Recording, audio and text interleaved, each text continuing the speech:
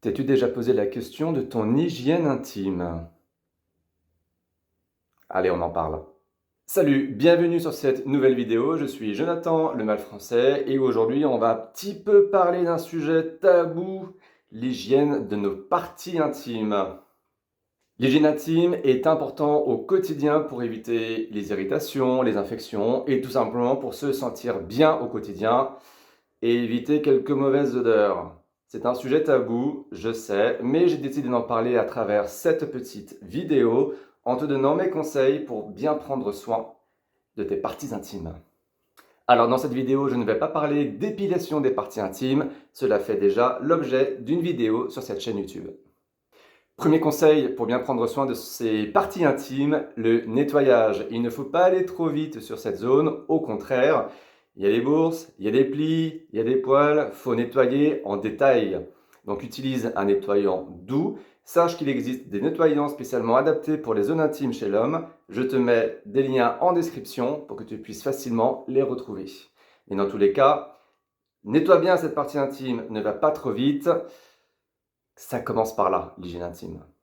Et bien évidemment, il faut bien se rincer pour enlever toutes les traces de savon. Deuxième conseil, le séchage. Et ça, c'est quelque chose qu'on ne fait pas à 100%, nous les mecs, on se sèche plutôt rapidement. Et là, il y a les poils, il faut bien les sécher. Pourquoi c'est important de bien sécher les parties intimes? Car les zones mal séchées peuvent voir se développer des champignons et des bactéries qui peuvent être notamment responsables de certaines odeurs. Pour ce faire, utilise une serviette douce, agréable, confortable. Et bien évidemment, ne frotte pas comme un malade pour éviter les irritations. Tapote, tapote, tapote. Troisième conseil pour avoir une bonne hygiène intime, le choix de tes sous-vêtements. Surtout si tu es sujet à la transpiration. Et oui, on peut transpirer de ces parties-là.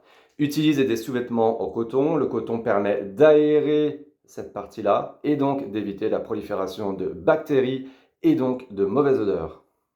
Bien évidemment, ça ne sert à rien de prendre la taille en dessous, histoire d'avoir un plus gros paquet de ta taille normale. Ça ne sert vraiment à rien. Non, non, non.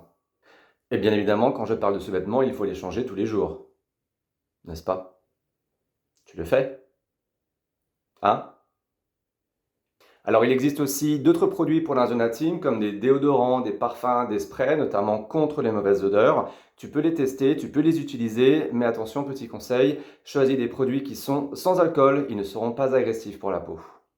Ah, et pour terminer, si tu as du smegma sur ton gland, alors le smegma, c'est ces petits dépôts blanchâtres, un petit peu comme du fromage, la feta, tu vois ce que je veux dire?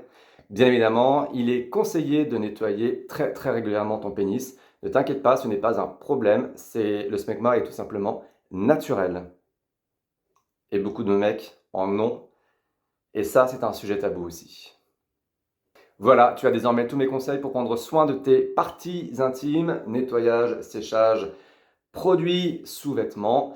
N'hésite pas à commenter cette vidéo si toi-même tu as des conseils à nous donner sur tes parties intimes, comment tu y prends soin au niveau de ton hygiène.